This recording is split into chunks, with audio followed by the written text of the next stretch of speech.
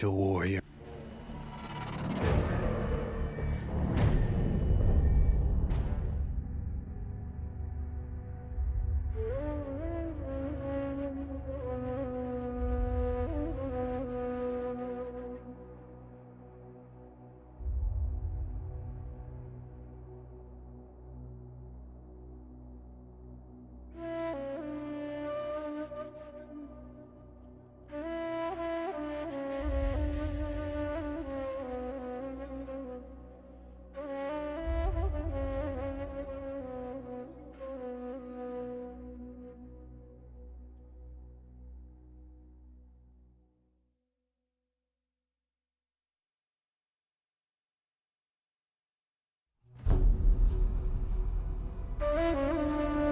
The Arabian Desert, a vast ocean of drifting sands and scorched, sun-baked rocks.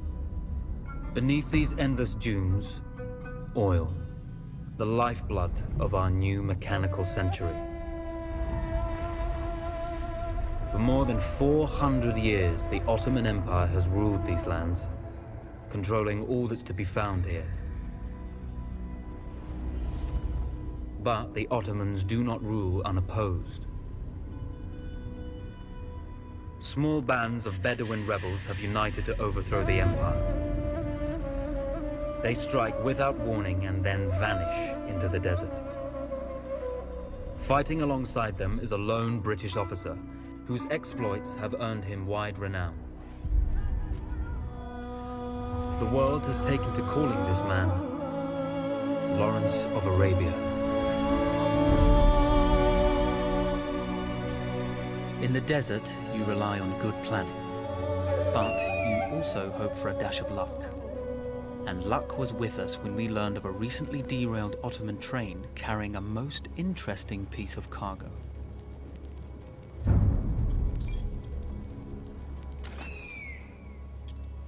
A small patrol had joined the Ottomans who survived the crash. Together, they guarded the wreckage and waited for reinforcements.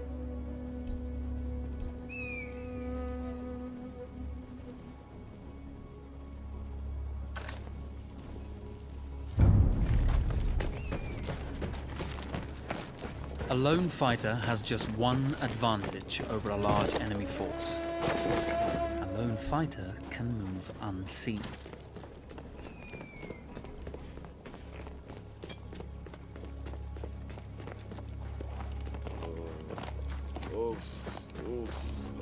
Karnım. The tribesmen fought unconventionally, using weapons they knew well. Endurance, individual intelligence, and courage were their primary assets.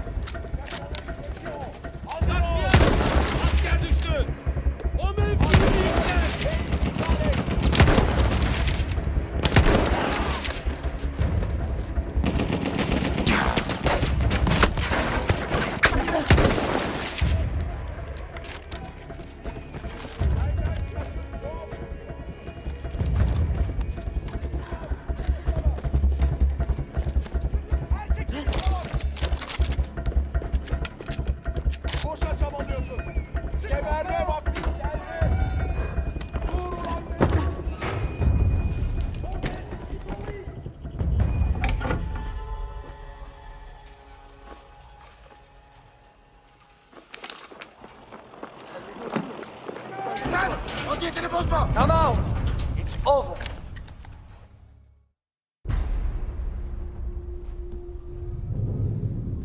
Well, you did not think we would be fast enough to catch you here, did you? Lawrence of Arabia.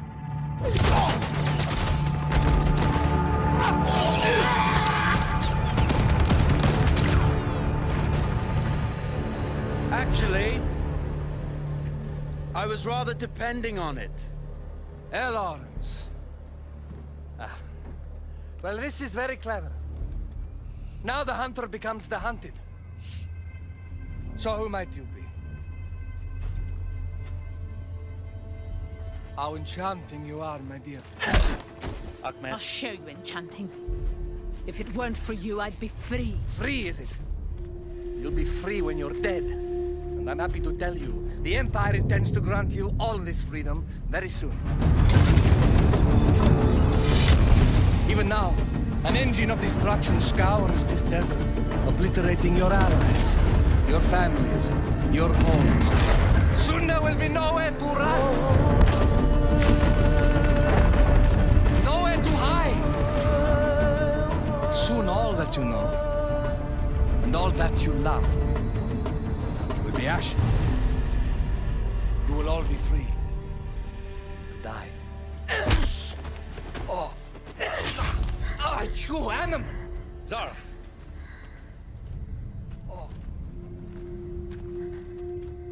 Now, I understand that you would like nothing more than to strip the flesh from that man's feet and send him off into the desert naked to die. But think about it. You're right.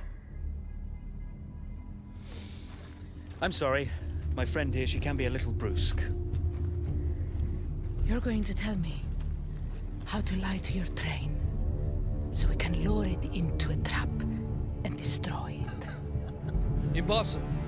To even begin to talk to that train, you would need an entire book of communication codes. Oh, like this one, you mean? You can never stop the progress of machines. One day, the whole world will take your lands and the precious black gold beneath its sands. We shall see, my friend.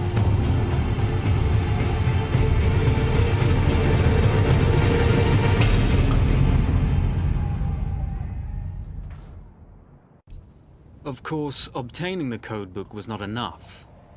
To destroy this Iron Dragon, this Canavar, as the Ottomans have named it, we had to send it 3 encrypted messages telling it to stand down.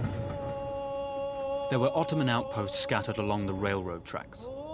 The commanders there carried high-priority message capsules. We had to use those to send our orders. Infiltrating the village wouldn't be easy. A full detachment of Ottoman soldiers had occupied it. The Ottomans had chosen an isolated location for their desert outpost. It seemed lightly defended. It was also well stocked with arms and equipment. The ancient ruins were all that remained of a civilization now lost to time. The Ottoman Empire brought in the modern world with a host of armored vehicles and field guns. 3 commanders to eliminate, 3 personal message capsules to be stolen, and then sent with our false orders. How Zara tackled this dangerous and audacious mission was up to her.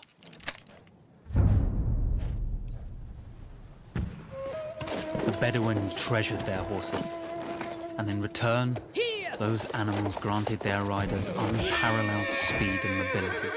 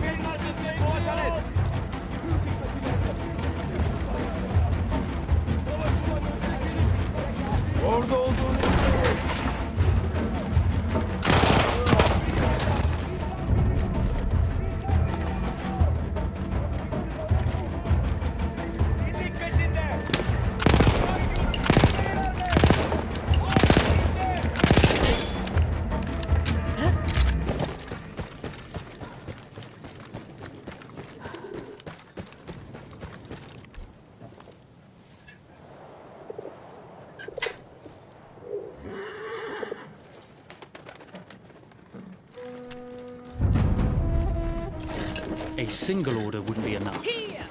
Ottoman protocol required the message to be received in triplicate before the train would acknowledge it as genuine.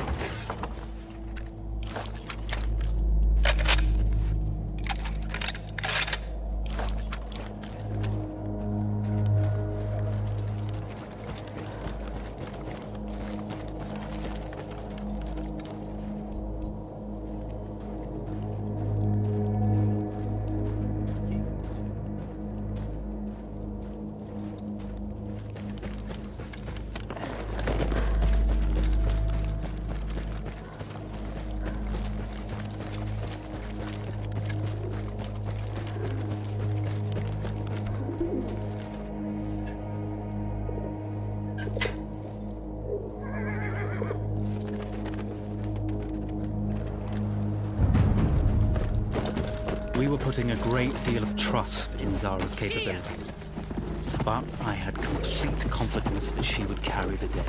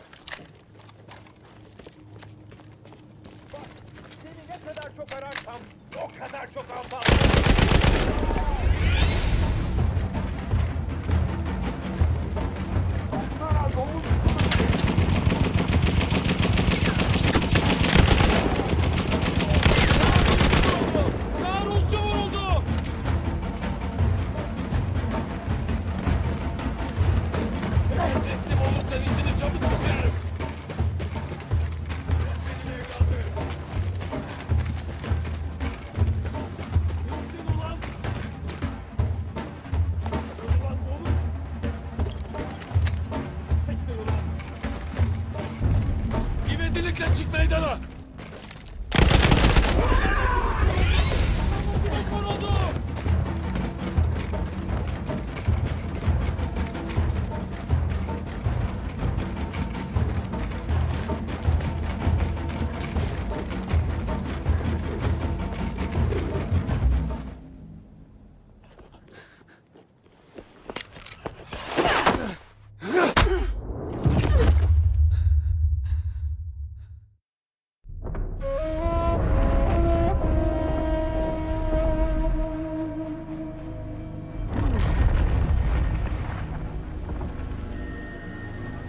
Although you see, the message had already been sent, my dear.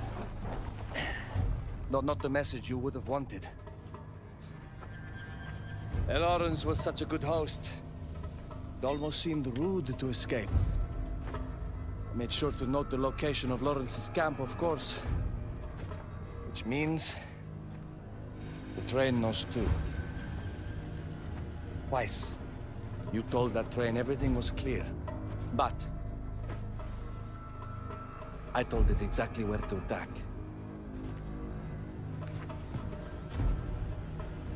The beast has your scent, my dear. And it's coming to slaughter you and your little band of rebels. First, the firestorm from the cannon.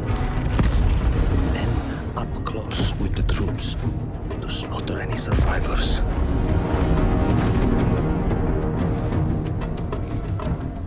The legend of Lawrence of Arabia dies tonight.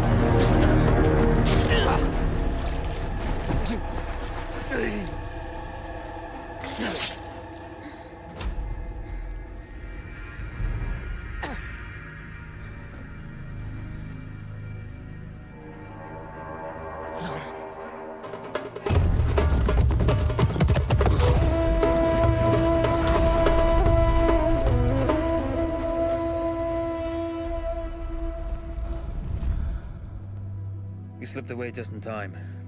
Tilkitchi was a fool to think we'd ever stay after he escaped. The carnival won't stop hunting us. No, it won't. Let me think.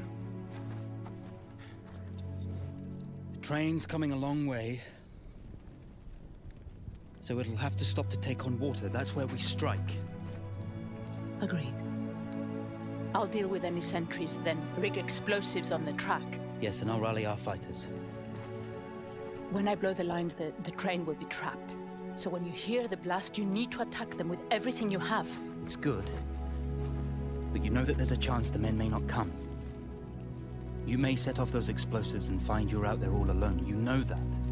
I guess I won't know either way until I set it off.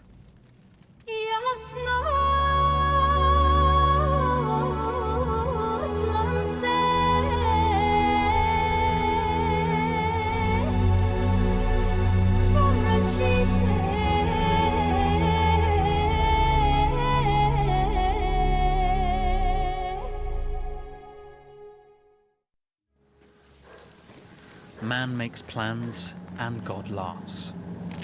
As it turned out, the small town where we would ambush the train had a significant enemy presence. Those troops would have to be dealt with before the explosives could be set.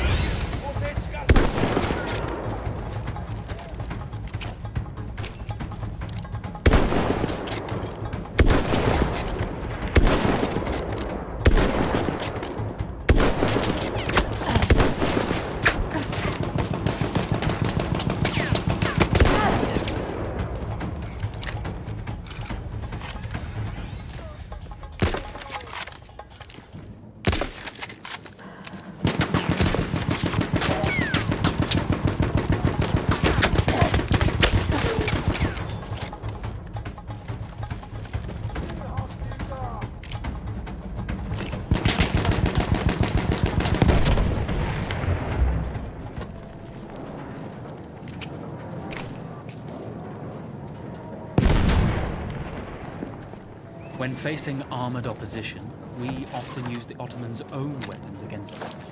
Anti-tank grenades, field guns, whatever we could lay our hands on.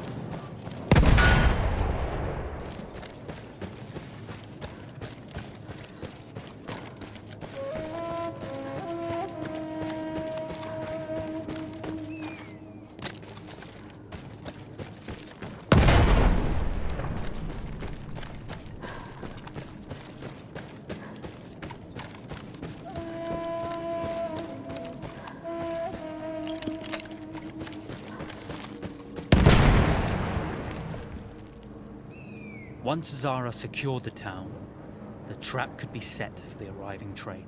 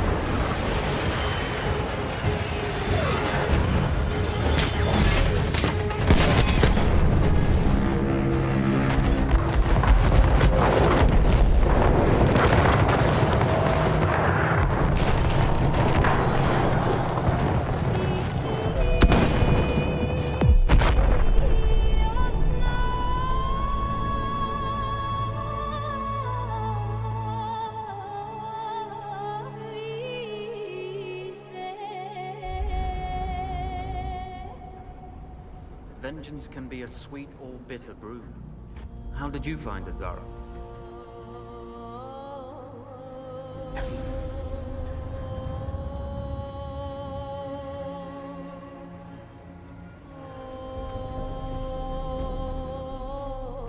And you're right, we do need to think bigger, act bigger.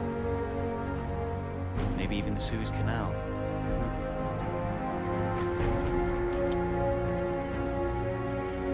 Tell me, what do you know about battleships?